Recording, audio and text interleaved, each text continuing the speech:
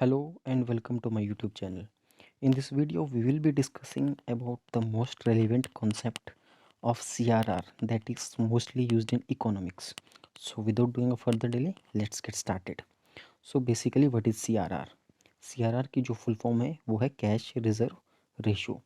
Cash reserve ratio इसको अगर हमें सिंपल लैंग्वेज में समझना है तो हमें पहले सी को समझना पड़ेगा। C means centre, means cash reserve ratio वो मिनिमम अमाउंट ऑफ डिपॉजिट है जो सारे के सारे कॉमर्शियल बैंक वो वाले बैंक हुए जो लेंडिंग एक्टिविटीज़ में इन्वॉल्व होते हैं। तो वो मिनिमम अमाउंट ऑफ डिपॉजिट जो कॉमर्शियल बैंक जो है वो सेंट्रल बैंक के पास देते हैं। और इंडिया के केस में सेंट्रल बैंक हमारा क्या है? हमारा आरबीआई, जो गवर्नमेंट ऑफ इंडिया एक्ट 1935 से हमने उसको एग्जिस्टेंस में लाया है। तो कैश रिजर्व रेशो वो मिनिमम अमाउंट है जो कॉमर्शियल बैंक्स को हमारे सेंट्रल बैंक में रखना पड़ता है। ठीक है, तो परसेंटेज जो हम वहाँ पे रखते हैं उसको हम कैश रिजर्व रेशो बोलते हैं। लेट सपोज किसी बैंक के पास हमारे मतलब रख लो जो हमारा कॉमर्शियल बैंक है उसके पास 100 रुपीज़ है। ठीक है, अगर कॉमर्शियल बैंक के पास 100 रुपीज़ है तो अगर एट प्रेजेंट अगर अभी की बात करूं तो 4% जो है हमारा क्या है? CRR। It means commercial bank को 4 रुपये देने पड़ेंगे आरबीआई के पास, और 100 में से 4 चला गया तो पीछे 96। It means commercial bank is left with 96 rupees and this 96 rupees can be lent by this bank for customer. ठीक है, ये कस्टमर को ये 96 रुपीज़ देगा। मतलब लेंडिंग एक्टिविटीज़ के लिए बैंक के पास कितना आ गया? 96 रुपीज़। और यहाँ पे ध्यान देने वाली बात ये है कि जो आरबीआई के पास पैसा जाता है इसका जो अभी के हिसाब से 4% है, इस पे आरबीआई मतलब जो ये बैंक है इनको कोई भी रेट ऑफ इंटरेस्ट नहीं मिलता है। ठीक है, और साथ में हमें इसमें एक चीज़ और जो है ध्यान में रखनी पड़ेगी कि जो net demand and time liabilities हैं ये हमें क्या बताती है? मतलब net demand and time liability it shows the demand and time liabilities of A bank. और डिपॉजिट जो है एसेट की फॉर्म में होते हैं and asset anything that have monetary value, monetary worth. तो जो कैश रिजर्व रेशो है वो परसेंटेज होगी। और जैसे कि पहले जो इन्फ्लेशन टारगेटिंग थी, अभी की इन्फ्लेशन टारगेटिंग की बात करूं तो वो है जैसे 4 ± 2%। पहले जो इन्फ्लेशन का काम था वो गवर्नमेंट संभाला करती थी, लेकिन अभी ऐसा नहीं है। जब से ये इन्फ्लेशन का काम आरबीआई को दिया गया विद द टारगेट ऑफ 4 ± 2%, तब से हमारी जो इकोनॉमी है थोड़ी स्टेबलाइज फॉर्मेट में रही है। ठीक है, तो कैश रिजर्व रेशो में जो है वो हम आरबीआई के साथ डील करते हैं, मतलब सेंट्रल बैंक हमारा जैसे आरबीआई है। ठीक है, तो इसमें कुछ चीज़ें ज़रूरी जो हमें करनी पड़ेंगी। जो सीआरआर है, सीआरआर को हम लिक्विडिटी कंट्रोल करने में भी यूज़ करते हैं। अगर अभी की बात करूँ तो सीआरआर जो है 4 और 15% के बीच का है।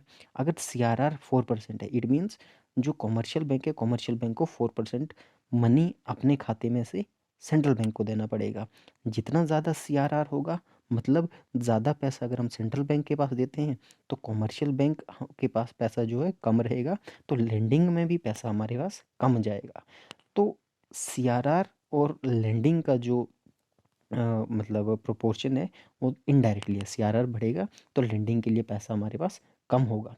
तो लिक्विडिटी जैसे हमने कहा कि it is use to control liquidity. Liquidity होता है कि कितने जल्दी हम किसी एसेट को कन्वर्ट कर सकते हैं कैश फॉर्मेट में। How quickly we can convert an asset into cash. तो हाईएस्ट लिक्विड अगर जैसे गोल्ड है हमारे पास, मान लो डायमंड है या बड़े कुछ भी चीज़ रखो, कैश है, तो हाईएस्ट लिक्विडेबल एसेट जो होती है हमारी वो कैश होती है, क्योंकि cash is ultimately in itself is in already in form of cash. तो इसको कन्वर्ट करने की क्या ज़रूरत है? तो पहले ही मैंने कहा कि इसमें जो है हमें कोई इंटरेस्ट नहीं मिलता है। अब इसमें इसके कुछ एडवांटेजेस क्या हैं? ठीक है, अब मनी मार्केट में तो ये सारी चीज़ें यूज़ होंगी। तो कॉमर्शियल बैंक को सस्टेन जब सॉल्वेंसी पोजीशन आती है, दिवालियापन हो जाता है बैंक का, तो उस चीज़ में इसको निकलने के लिए काम आती है। लिक्विडिटी सिस्टम को कंट्रोल करने में मदद आती है। ठीक है, और इसमें इन्फ्लेशन का जो हमारा टारगेटिंग 4 ± 2 का होता है वो उसको भी हमें हेल्प करने में मदद करती है। ठीक, तो सीआरआर को अगर इसके बेसिस पर अगर हम कुछ क्वेश्चन देखें तो when the CRR is increased by RBI, मतलब सीआरआर बढ़ा। सीआरआर का मतलब सेंट्रल बैंक के पास पैसा गया। जब सेंट्रल बैंक के पास पैसा गया इट मीन्स कॉमर्शियल बैंक के पास पैसा कम है क्या, वो बैंक को दे दे, तो इसका मतलब जब बैंक उस कॉमर्शियल बैंक के पास पैसा कम है तो इसका मतलब जो supply of money in the economy है वो ऑब्वियसली सी बात है वो कम होगा। तो इसलिए हमारा ऑप्शन जो है बी सही होगा, क्योंकि सीआरआर इंक्रीज़ किया, मतलब आरबीआई के पास पैसा ज़्यादा गया, ठीक है, तो लेंडिंग करने के लिए हमारे पास पैसा कम रह गया, ठीक। Then moving on to the next question we have, how much interest is paid by RBI. मैंने पहले ही कहा कि आरबीआई जो है कोई भी रेट ऑफ इंटरेस्ट प्रोवाइड नहीं करता है, किसमें, सीआरआर में, तो option D. Then moving on to the next question, a decrease in CRR can lead to which among the following. CRR अगर हमारा डिक्रीज हो जाए तो इससे हम पे क्या फ़र्क पड़े, तो सीआरआर डिक्रीज होने का मतलब है, मतलब हमें आरबीआई को पैसा कम देना पड़ेगा, आरबीआई को पैसा कम देना पड़ेगा, सेंट्रल बैंक को पैसा कम देना पड़ेगा, तो it means we have more money to lend for the public, तो increase in cash availability of the bank, ये हमारी जो है इंक्रीज हो जाएगी। रेपो रेट नहीं, एसएलआर स्टैट्यूटरी लिक्विडिटी रेशियो, ये भी इसका लिंकेज नहीं है, ठीक है। तो what is the maximum minimum ceiling of CRR imposed by RBI and bank. अभी इन्फ्लेशन टारगेटिंग के हिसाब से 4+-2 है, लेकिन ऐसा नहीं है, सिंस 2006 अब नो मिनिमम और मैक्सिमम लेवल ऑफ सीआरआर। जो इन्फ्लेशन टारगेटिंग है वो है हमारी, जो इन्फ्लेशन टारगेटिंग है वो हमारी 4+-2%। So thanks for watching the video.